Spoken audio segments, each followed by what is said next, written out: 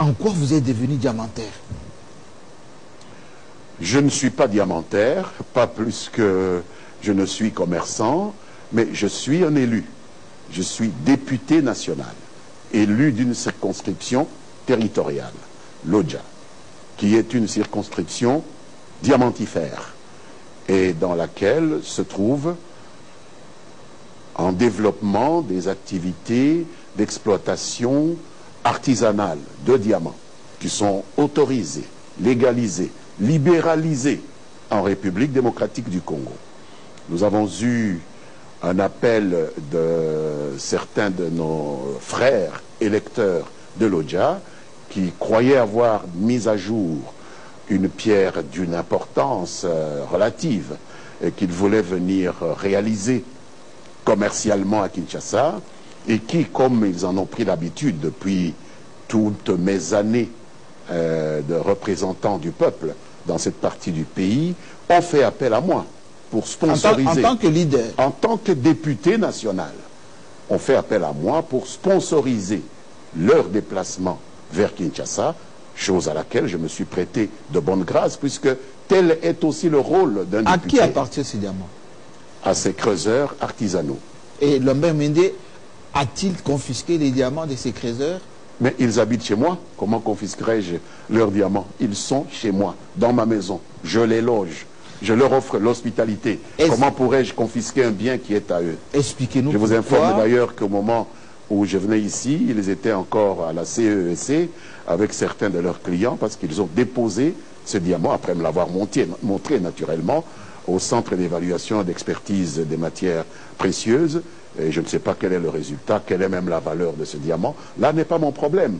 Mon problème, c'est que des électeurs qui sont de ma circonscription m'ont demandé une aide, je leur ai payé le voyage, je les ai hébergés et je les ai mis au contact et des acheteurs et des services de l'État qui pouvaient évaluer leurs biens, parce que c'est leur bien, ce n'est pas un bien de l'État.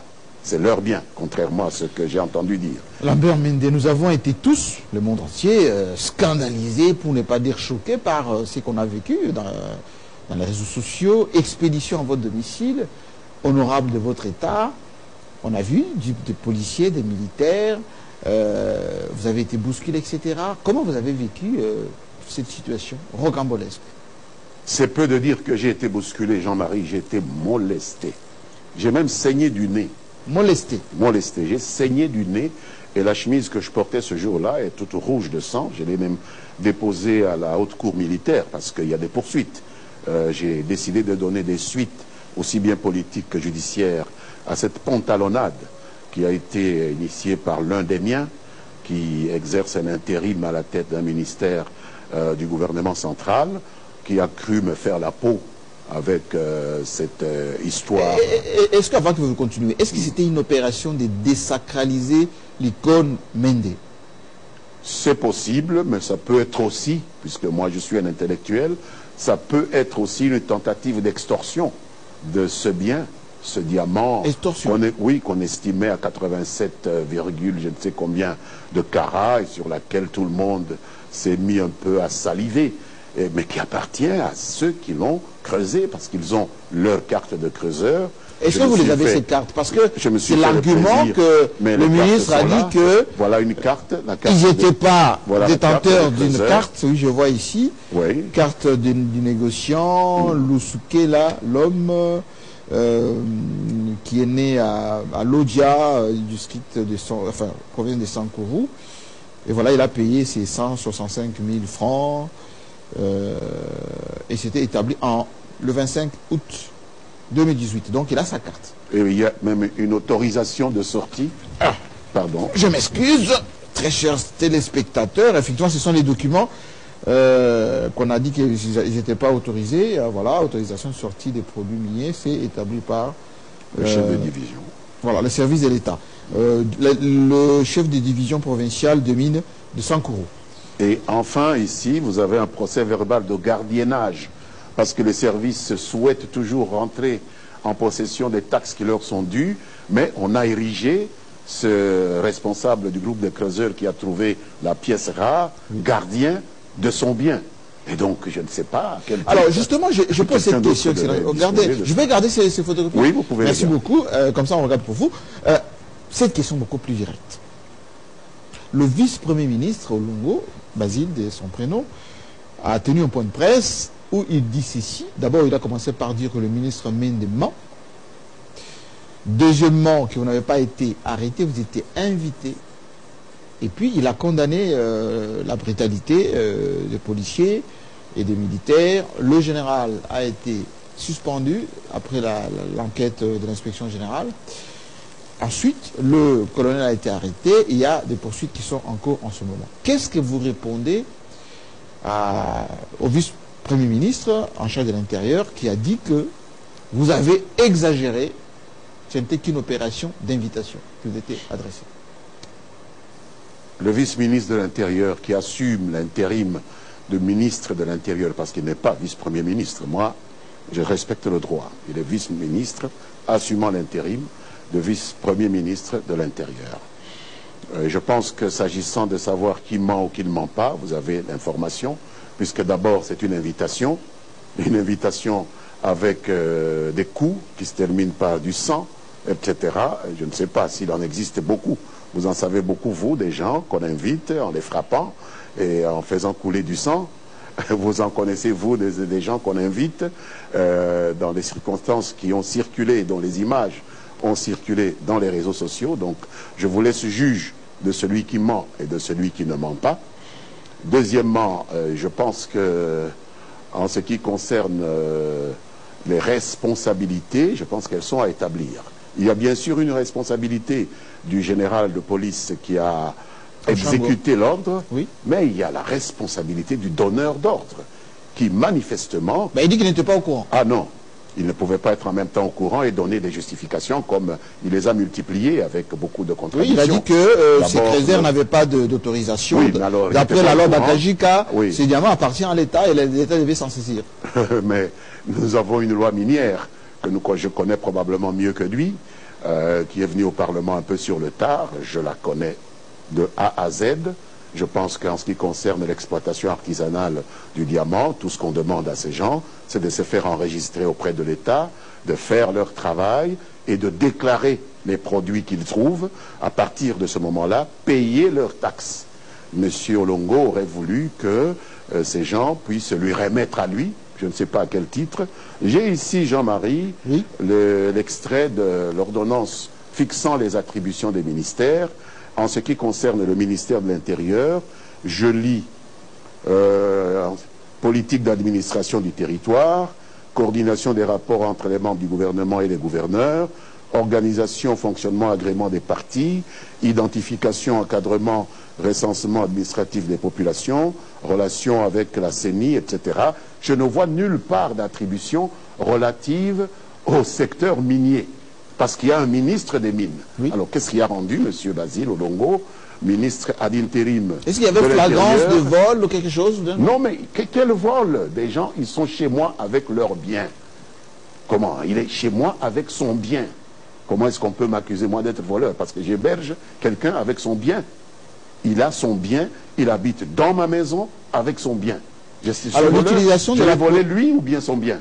Alors, il est chez moi. L'utilisation de la police et de la police militaire. Hein, et même la police militaire. Et oui, tous ont été arrêtés. C'est des pauvres garçons qui croyaient probablement faire leur devoir. Oui. Je les avais mis en garde.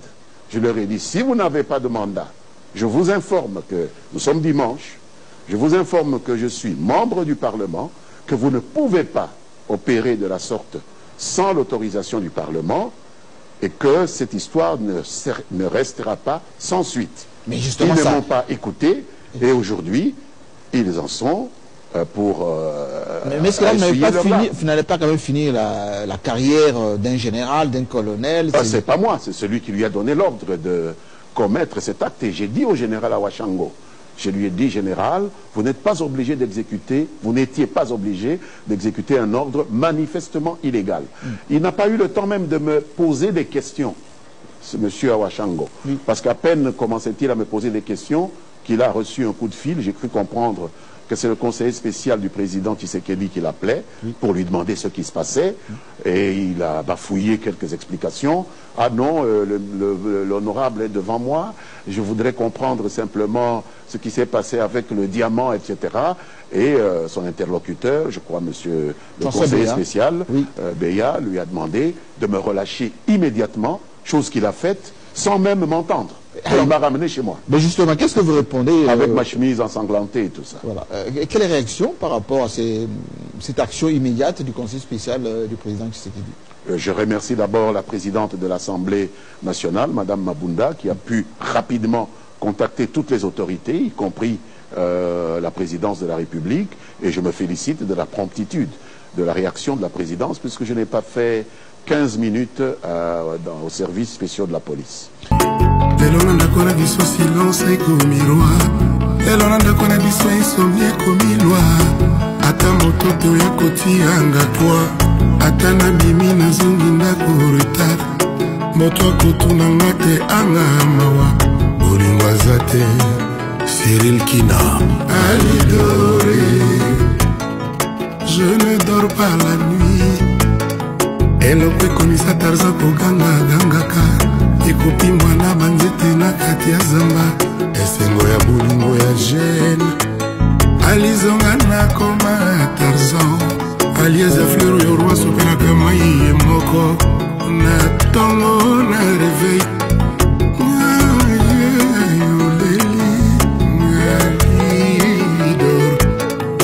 Aliolo bakinanga les jours après. Ekoleka te yokozonga deja. Mwana mama sele Otoye baka Salozonga wa salozonga na kodaye Soko zongi te yokoyoka sangwa milelo Owata kutu moto yobeta kangunga Odenga bakani Katoliko sokabela kukyuside menamu Menamu te alindo Nanette Mata Menamu te jitado Paul Obombi, Nelly Moussei, Nelly Maluma, Nelly Bomei. Salozonga wa, salozonga na kodaye Soko zongi te yokoyoka sangwa Ale Mafumba Owata kutu moto yobeta kangunga Ya katoliko sokabela kukyusile menamu Menamu te alindo Natasha Kalouye Menamu te jitado Sam Pengomei, Gégé Fula Mambo Bébé yolingi na yo kende teke yo polikinga na souffri po motema na ngai eza na maboko mayebi wapi moto ekosalela biso conciliation ya lamour ngai moto bolingo na yo ekomisa ebwele yango ememela ngai bankusu balia nzoto nyonso ye nkusu akolia motema memela yo nsango ya bolingo na nga Alidor mon bébé bébé mon fort Alidor dors bien dans mon cœur Salozonga wa, salozonga na kodaye Soko zongi te yokoyoka sangwa milelo Owata kutu moto ya beta kangunga Ya katoliko sokabela kukyusile menamu